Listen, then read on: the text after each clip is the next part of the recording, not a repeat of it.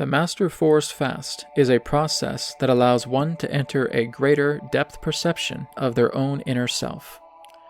Whether this commences within a forest or simply an area of solitude, the Master Forest Fast works to help you to transcend modernized obligations and enter a personal communion with yourself. The first guideline to the Master Forest Fast is to completely abandon any form of external stimulation: internet, phone, television, radio, and book reading.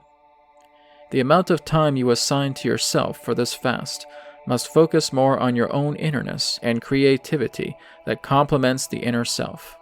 Meditation, yoga, qigong, tai chi, painting, writing, swimming. All of these are applications complementing self-focus and personal reflection. The second guideline is diet. You are free to apply any dietary routine you wish through this fast, yet the intention is to form a bonding with the food, liquid, or any routine you choose. Honor what is put in your body and bless it as part of your whole being. The third guideline is seclusion. This is a fast designed specifically for you and you alone. Retreat yourself into a space, be it a forest or any other space of solitude, and allow as much self-company time as you can.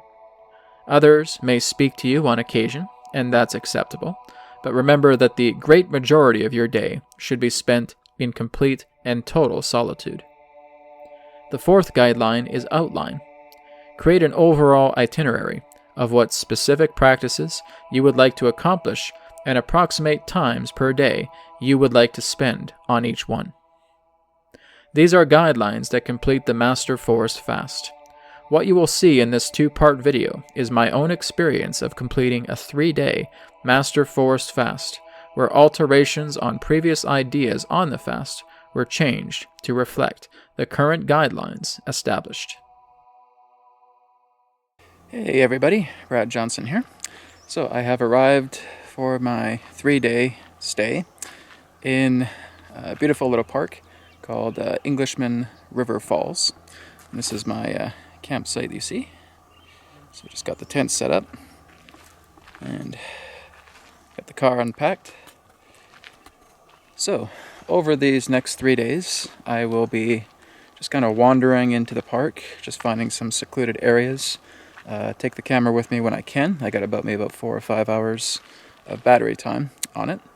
So I'm basically just going to go into certain practices. I'll be explaining what I'm doing as well before I do them. Now, I don't think I need to spend too much time on the practices because a lot of it is just me sitting still, and that would probably bore you. So I'm basically just going to be explaining before and after what I do, with maybe little hints of me actually doing the practice. But a lot of it will be Vipassana meditation, metta meditation, samadhi, Kundalini meditation, Kundalini yoga, qigong, and tumo.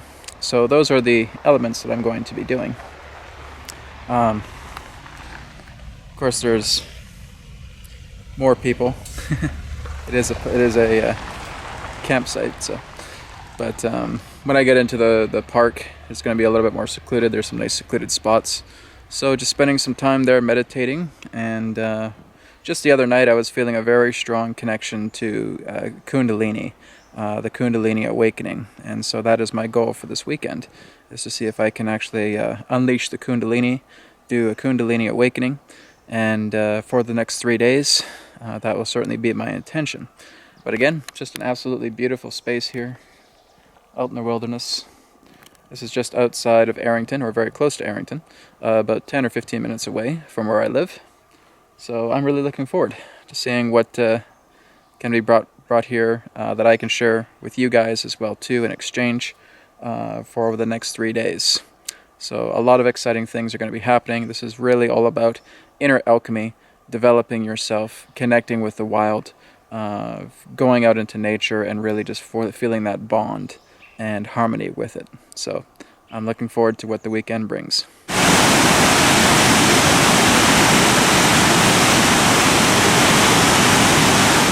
Hey everybody, so I'm here right by the river. This just goes down to the waterfall.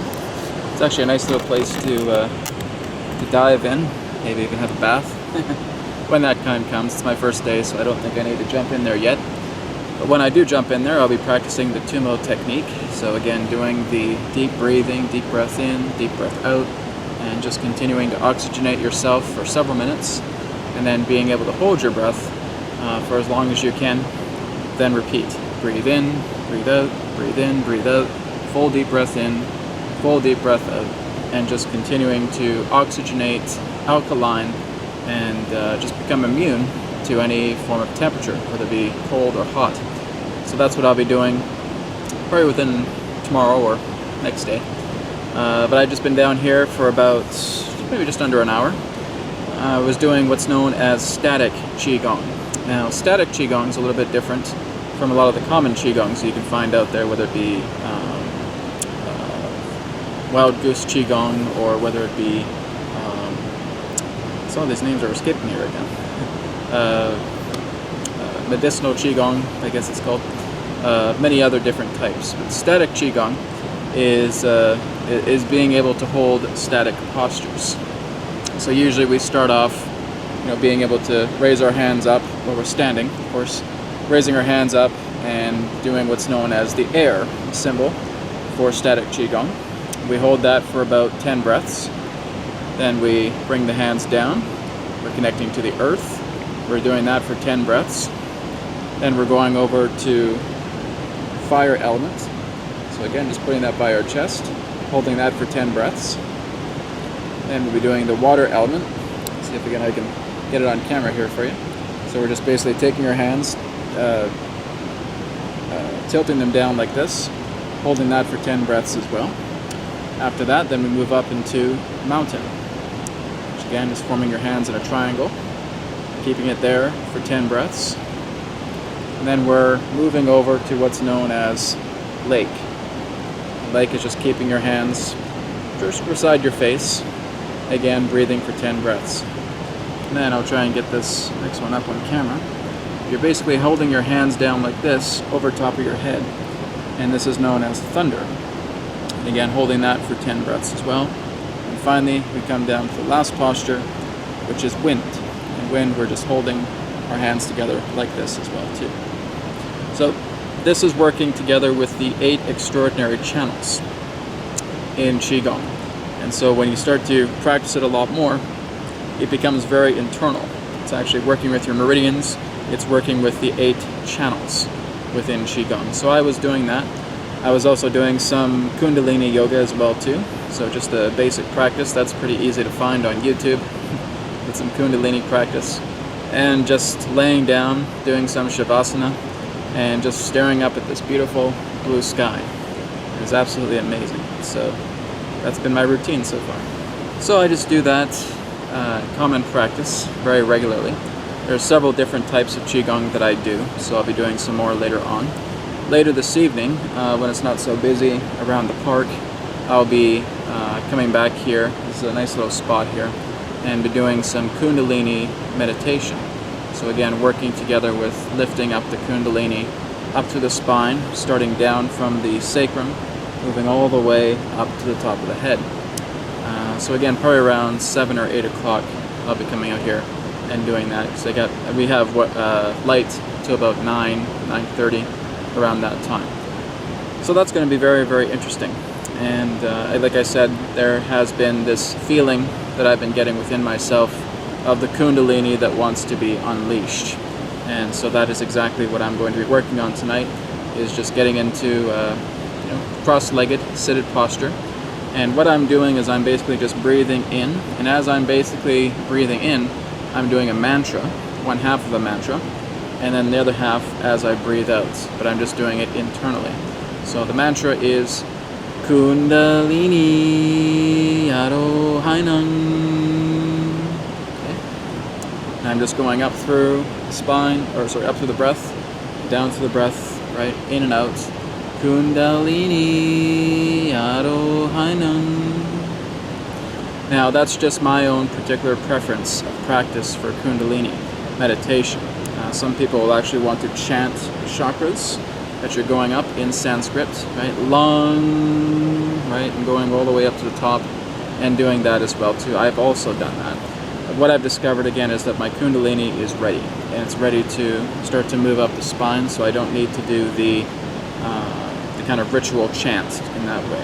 When I just start doing the Kundalini Arohainam, that's all I need. I was actually feeling it just the other night. He was like, "Do you want us to come out right now?" And I'm like, "Okay, wait, let's wait until I'm out in nature," and I really want to experience it there. So it's kind of like just this pit in the bottom of the sacrum that's just ready to open up this door, and having the Kundalini serpents coming out. Right? That's basically how it feels to me. This is the lower end of the park. It's like looking at an oasis. It's so beautiful. Along this bridge. And look the other side.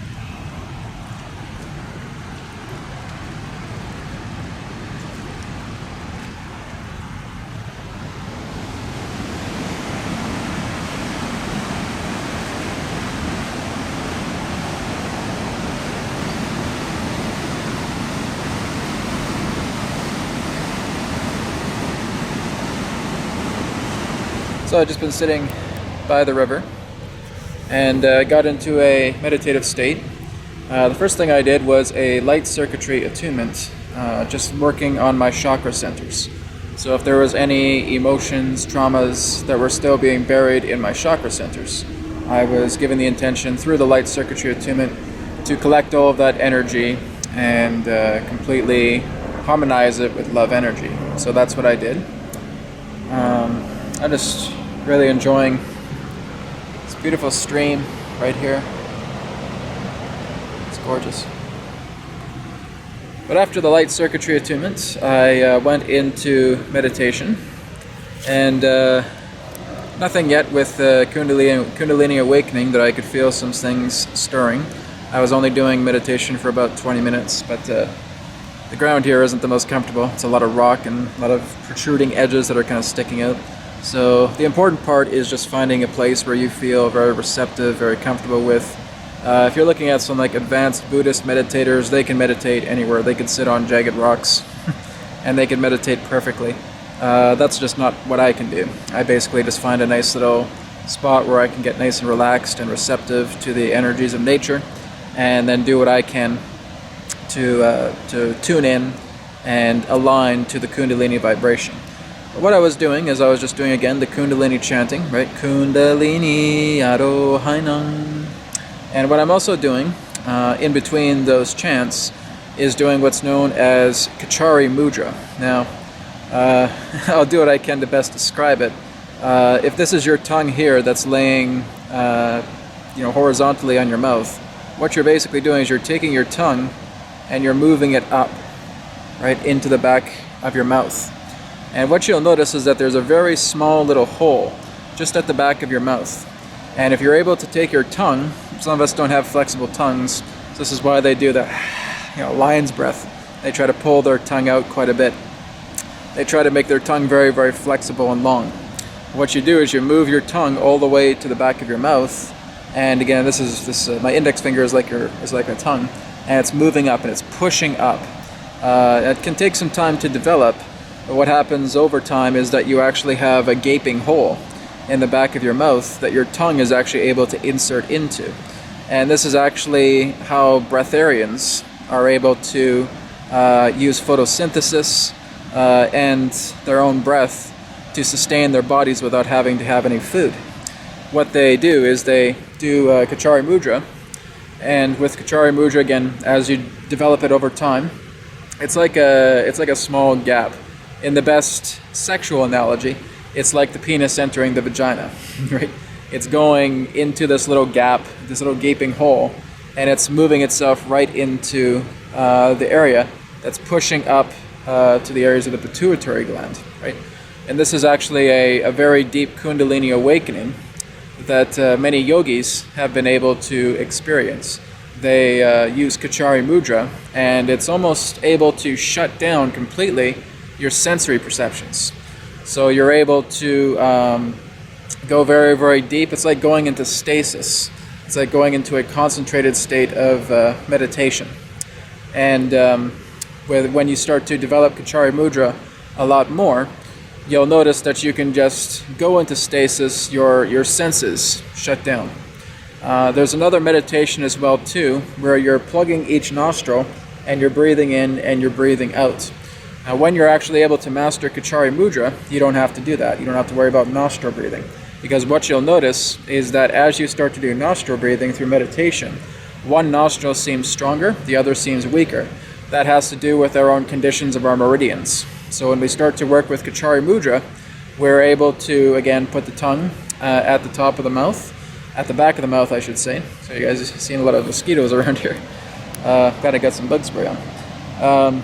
But you'll be able to put your tongue in the back of your mouth, and again, you're going into that type of stasis. It's like there's an electrical charge, and you're feeling your tongue just touching the back of your mouth, and it's like it's pushing against like a little membrane that's just connected with the pituitary gland. I'm not too sure of the exact scientific detail, but when you're actually able to do that, you're creating this Kundalini charge, and you're actually going into a very deep, concentrated form of stasis. And this is actually what can promote out-of-body experience, astral travel, deep connection with God, deep connection with the universe, is when you are able to master Kachari Mudra. So that's what I've been doing, just every now and then, while going into meditation, is just taking the tongue, putting it in the back of the mouth. And like I said, it does take time to develop.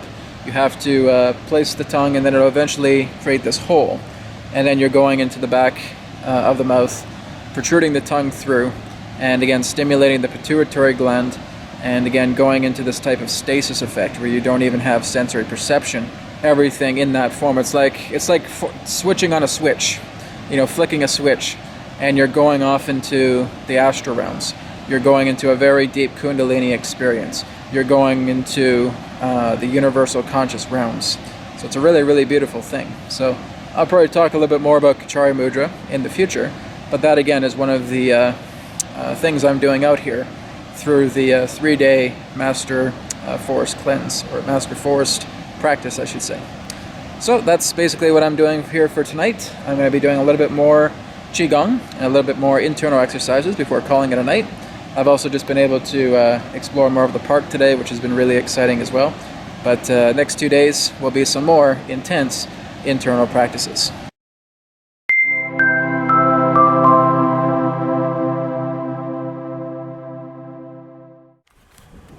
Good morning, everybody.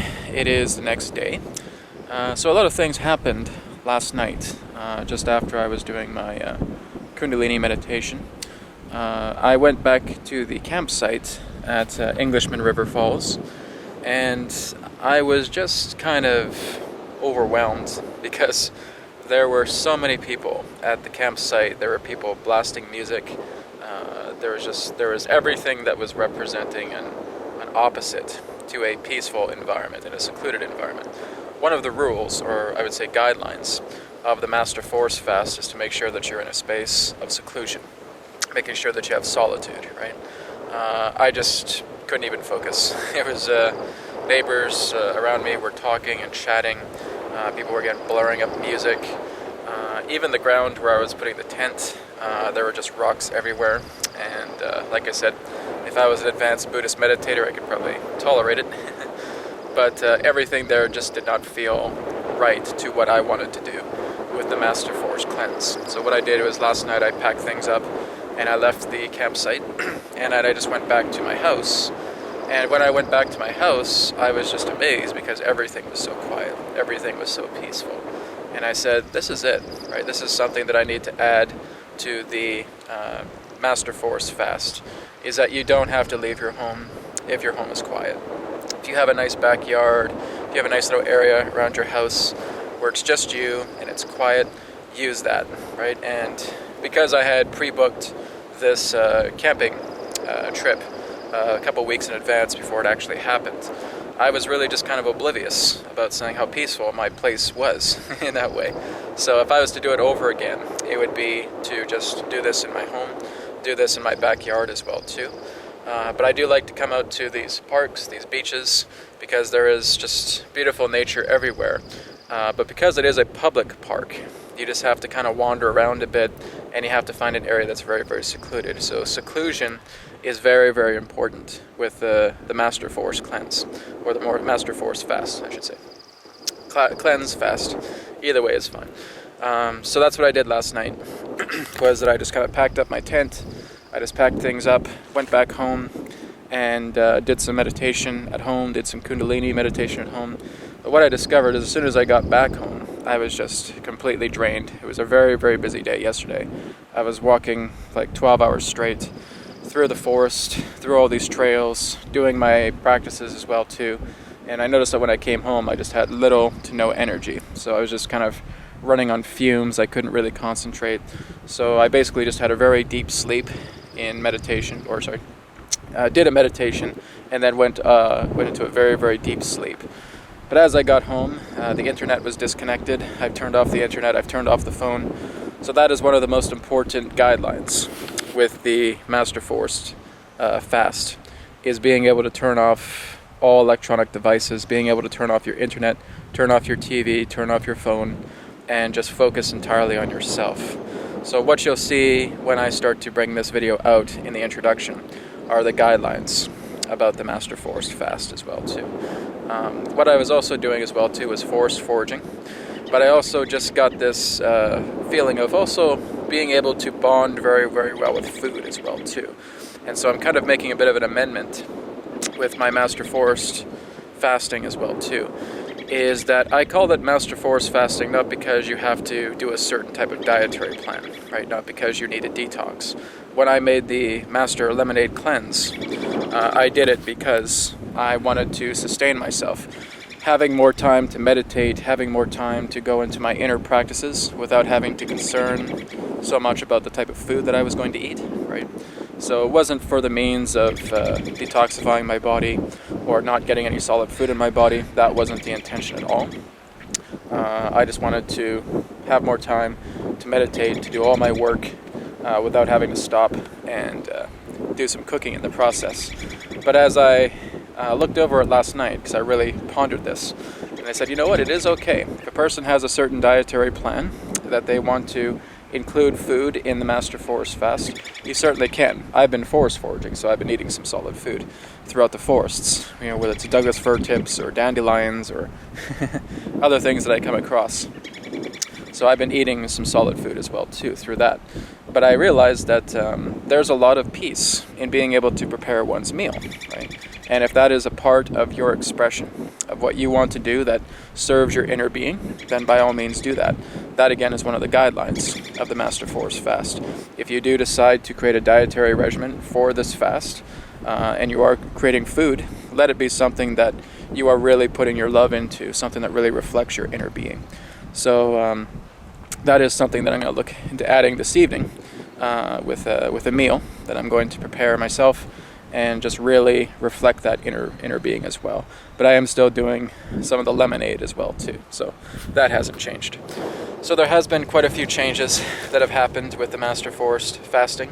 I really just had a very different vision of this before I started it.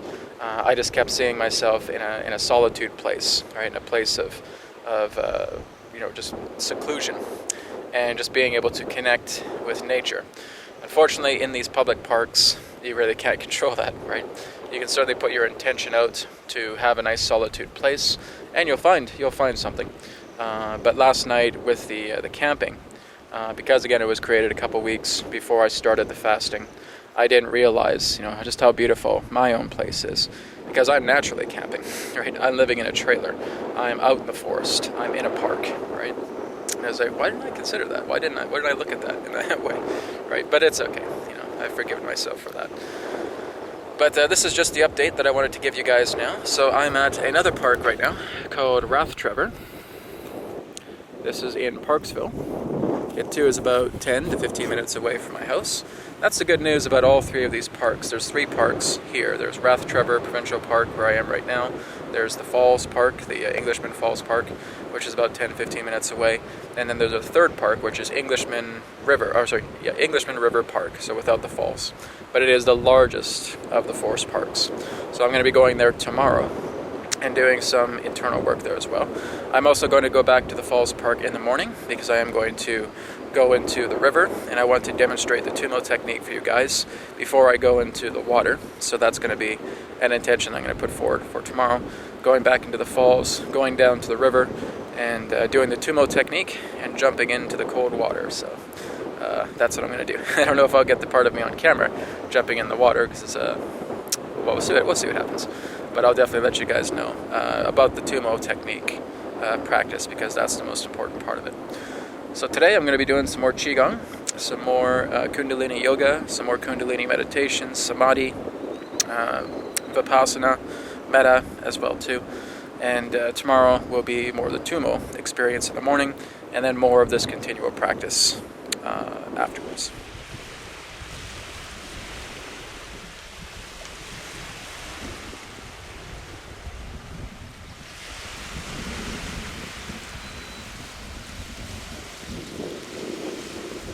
Hey everybody, so I just went ahead and created kind of a makeshift tripod here out of a tree trunk.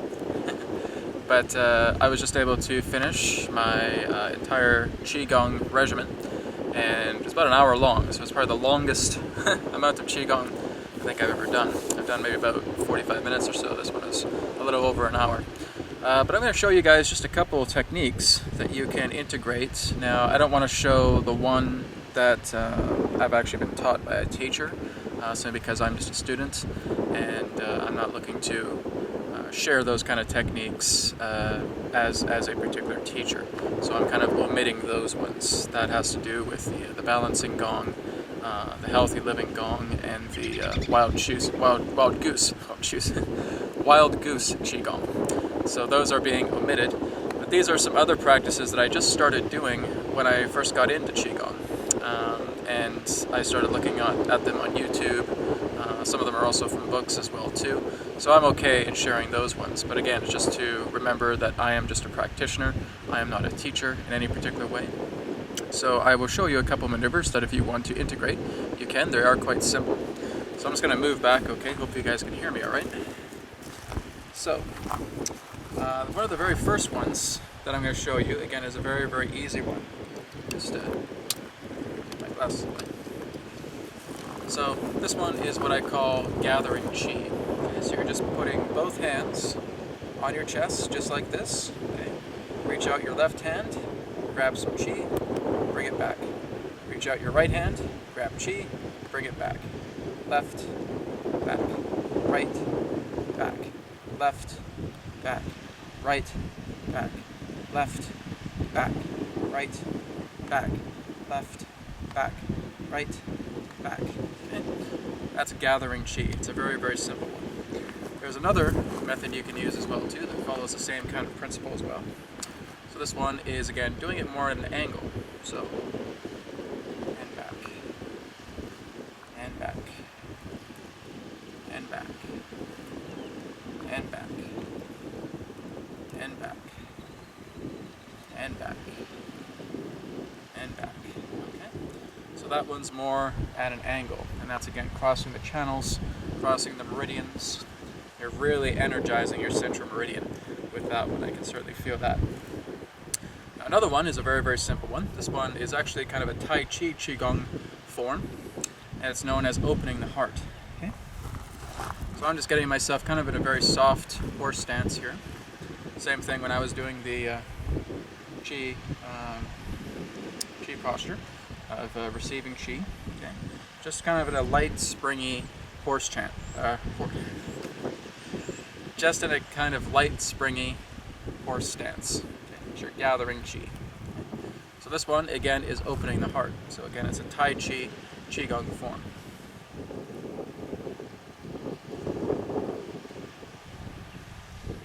And down. So up, spreading the arms out. Exhale, coming down. Inhale, out, bringing arms back, down. Inhale, out, exhale, down. Inhale, out, again, exhale, out. One more time. Inhale, out, back, exhale, and out. Okay? It's another very simple one you can do. The last one I'll show you is clearing the kidneys. Okay, so again, doing a soft horse stance, taking both of our hands, putting them all the way around the back to where we feel both kidneys, and we're just kind of pushing them out like that. Okay. So both of your hands around this area here, touching the back of your kidneys, sliding them out, push out. Okay.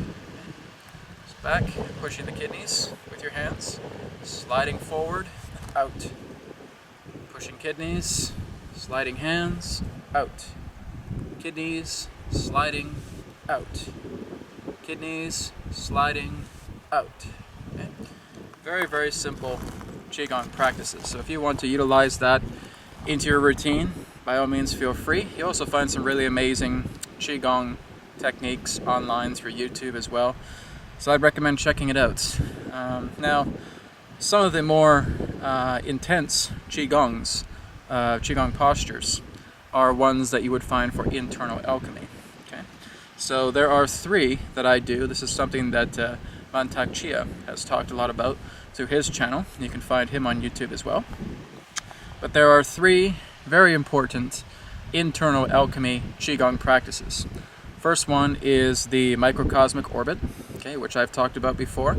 Again, right, you're doing the circuit all along the body, starting from the perineum up to the crown, down again to the perineum. Okay, the microcosmic orbit is the first one.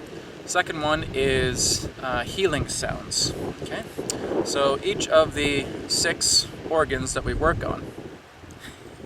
Try that again. 6 of the healing organs that we work on contain their own sound. Okay, so Mantak Chia also talks about this. I've done these practices many, many times, and they are indeed very accurate. So if we were to start off firstly with the lungs would have a s sound, right? So, s.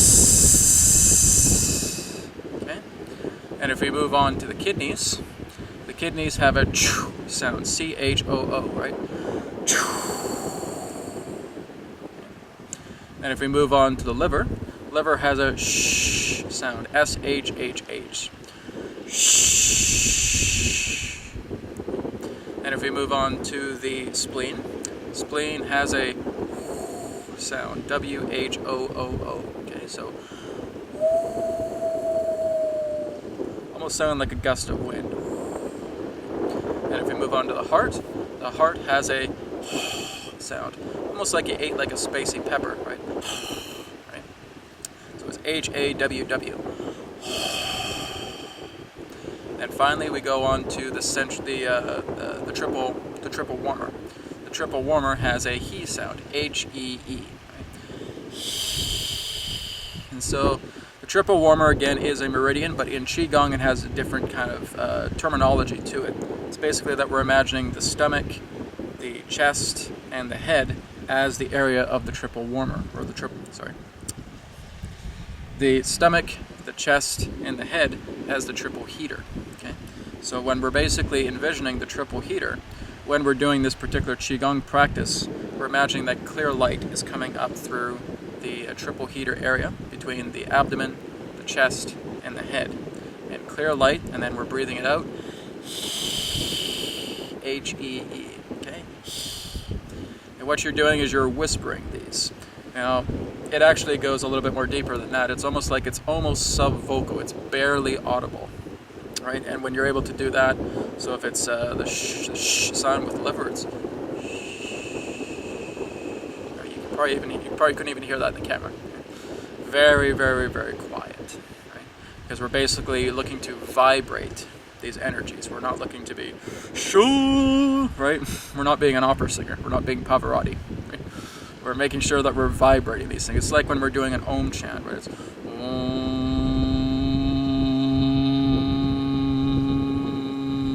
right? Our body feels that vibration. Well, the same thing goes with these 6 healing sounds. 6 healing sounds, again, are very sub-vocal, almost kind of guttural in a way, slightly. But again, it's more so just being able to feel the vibration of it. So when you're going shh, shh, right?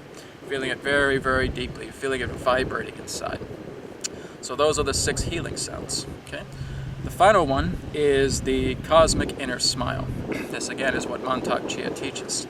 And it's a little bit more of a complex one to share on camera.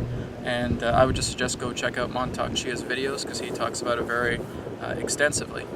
But in a nutshell, it's being able to bring love to all of these 6 organs that we are working with in this way. So that would be the heart, the lungs, the liver, the spleen, and both of the intestines, small intestine, large intestine.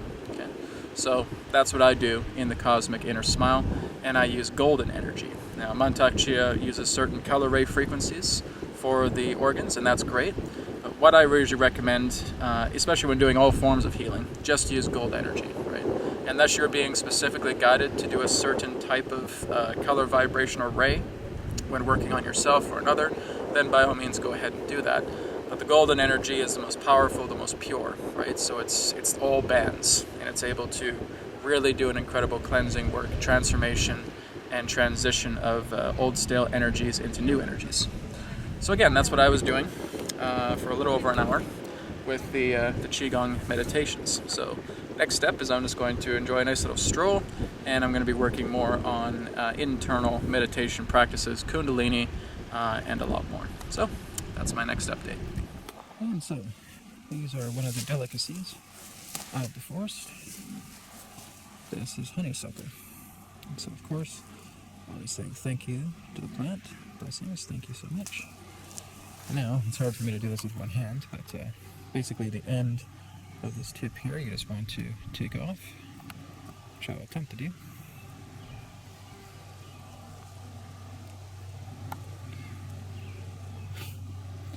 And there's some honey inside. Yummy. Thank you very much, honeysuckle plant. So, it's one of the delicacies I usually go through a few of these at a time. And then of course there is the Douglas fir tips, but I'm not seeing any around here, but that's one of the other delicacies of the forest. This is interesting, just walking around the path, I'm seeing this beautiful tree. And there's something very interesting about this tree. Do you see them? This tree has faces. It's a tree of souls. Blessings to you infinitely. Tree of souls. Very, very beautiful.